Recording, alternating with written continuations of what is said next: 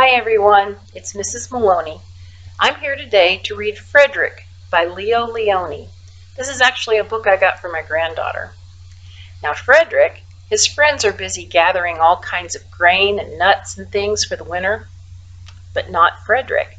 He's busy gathering something else, and he's going to share that with us at the end of the book. Okay, so let's get started. All along the meadow, where the cows grazed and the horses ran, there was an old stone wall. I love stone walls. I think they're so pretty.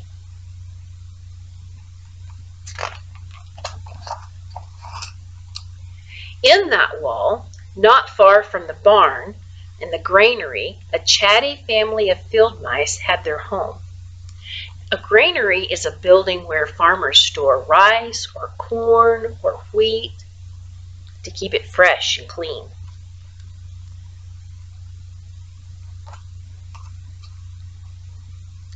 But the farmers had all moved away.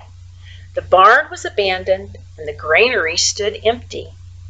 And since winter was not far off, the little mice began to gather corn and nuts and wheat and straw. They all worked day and night, all except Frederick. See this little guy? He's carrying some wheat back. This one has a nut.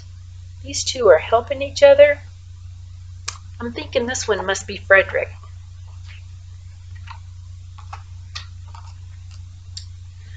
Frederick, why don't you work? They asked. I do work, said Frederick. I gather sunrays for the cold, dark winter days. Looks like they're gathering corn.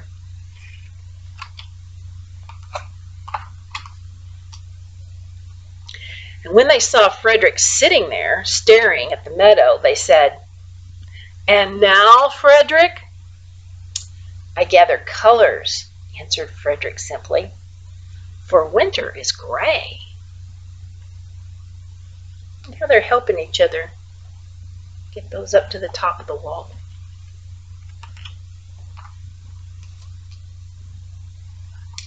And once, Frederick seemed half asleep. "Are you dreaming, Frederick?" they asked reproachfully. But Frederick said, "Oh no, I'm gathering words. For the winter days are long and many, and we'll run out of things to say." Wonder what he's going to do with them.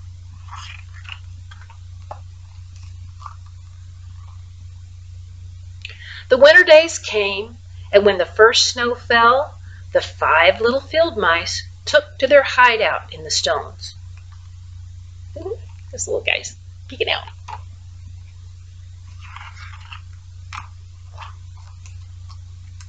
In the beginning, there was lots to eat, and the mice told stories of foolish foxes and silly cats. They were a happy family. They were all cozy in there.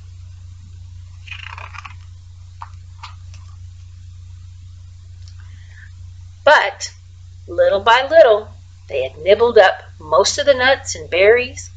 The straw was gone, and the corn was only a memory. It was cold in the wall, and no one felt like chatting. They were all feeling just a little bit sad and cooped up. I think we're probably all feeling a little cooped up these days, aren't we? Yeah.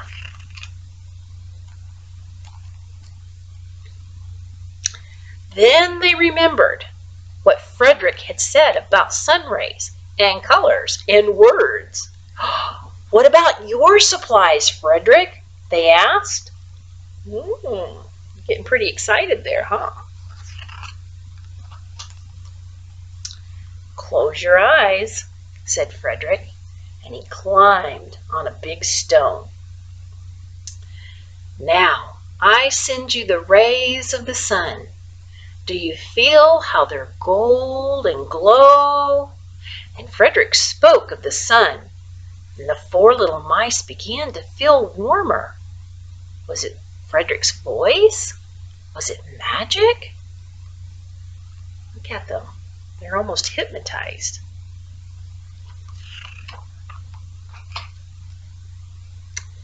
And how about the colors, Frederick? They asked anxiously. Close your eyes again, Frederick said. And when he had told them of the blue periwinkles, and the red poppies and the yellow wheat, and the green leaves of the berry bush, they saw the colors as clearly as if they had been painted in their minds. This little guy has a really good imagination. His red came out the shape of a heart.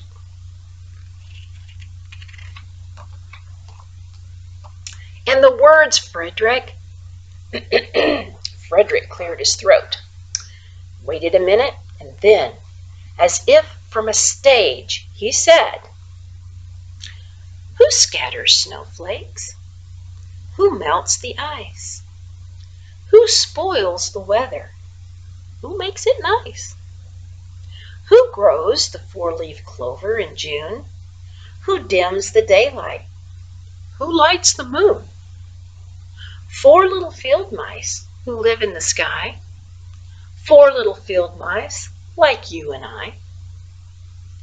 One is the spring mouse who turns on the showers.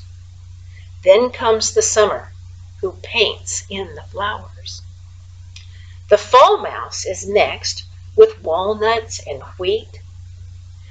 And winter is last with little cold feet. Brr. Aren't we lucky the seasons are 4? Think of a year with 1 less or 1 more." And when Frederick had finished, they all applauded. "But Frederick," they said, "you're a poet."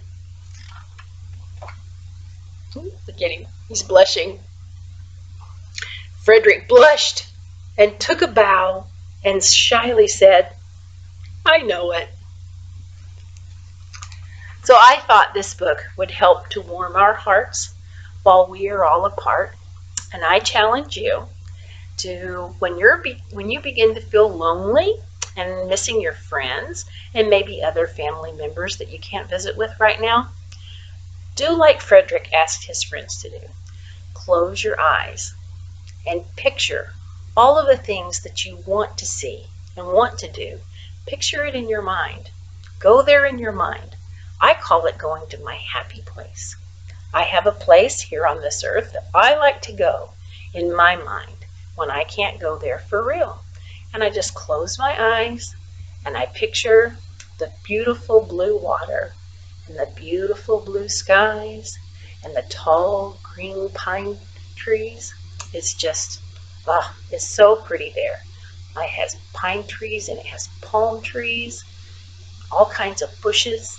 It's a beautiful, beautiful place.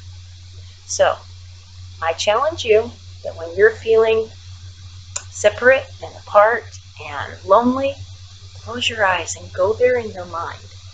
And then take out a piece of paper and some crayons and some pencils and draw a picture of your very favorite place or the people that you're ready to see and to play with and to have fun with again.